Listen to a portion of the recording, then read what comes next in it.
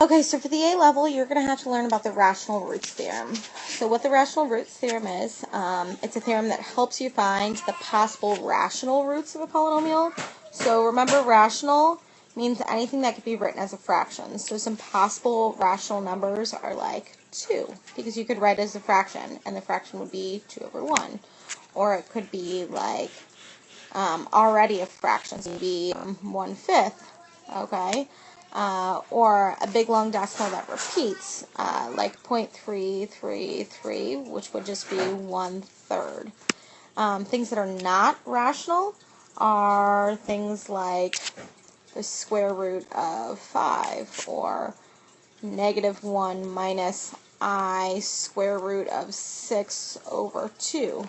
So these guys are not rational, because although this one is a fraction, you can't write f square root as just a plain old fraction. It's not considered a rational number. It's considered irrational. So these are all not allowed.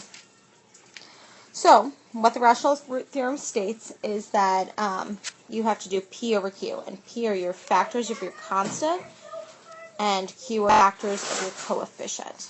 Okay, so remember, the constant is the number without the x. So this time our constant is 15, so this is our P, and our Q is our leading coefficient. Our leading coefficient is our Q, and this time our leading coefficient is 2.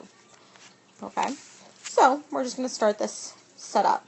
So we're going to have one big long fraction, and we got to start by naming all of the factors of our constant, 15.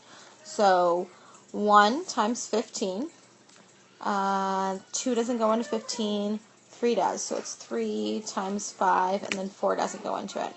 Now we got to remember that it's not just 1, 3, 5, and 15. It could also be -1, -3, -5, and -15. So what we're going to do is we're going to write a plus or minus with each of these. And then our Q is 2, so we got to list the factors of 2. So that one's pretty easy. It's just plus or minus 1 and plus or minus 2. Now when we're writing the whole thing, so this, let me back this up. This does not make a lot of sense. I have never seen a factor that's plus or minus 1, plus or minus 3, plus or minus 5, plus or minus 15 over plus or minus 1, plus or minus 2. So what we actually have to do is we're going to separate this up, and we're going to do each one. So first we're going to do plus or minus 1 over plus or minus 1. And if we do that, then we're going to just get positive or -1. Okay? Then we got to do 3 over 1. Well, 3 over 1 is just 3. Then we're going to do 5 over 1.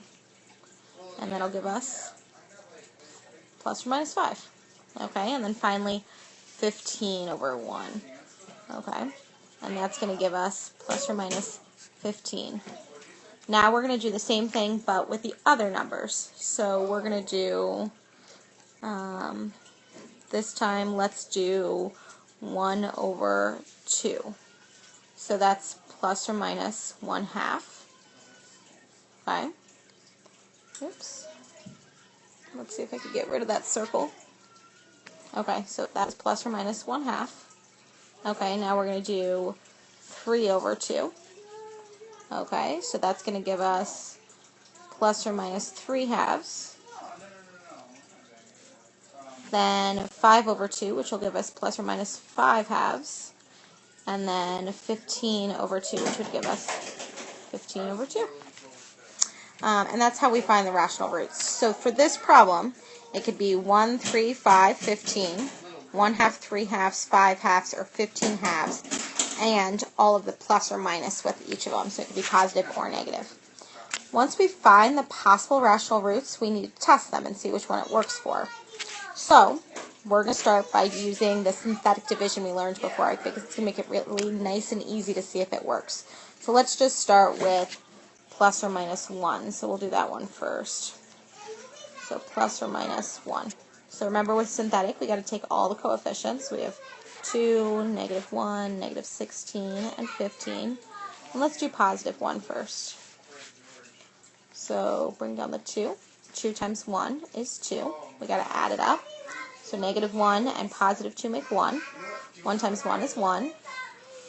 This gives us -15, and then a -15 here, and we get a remainder of 0. So remember, if we get a remainder of 0, it works. It works. Okay, so we know that 1 is one of the roots. So we know x equals 1 is one of the roots. Okay, once we have one of the roots, guess what? We can just factor this. Because remember, the last number is the constant. This is our x, and this is our x squared. So we can go ahead and just factor this guy. A is 2, B is 1, C is negative 15. A times C is negative 30. So what multiplies make negative 30 and add to 1? That would be negative 5 times 6. And then we could set up our box. So we've got 2x squared, negative 15, negative 5x, and 6x. And we're going to take the GCF out.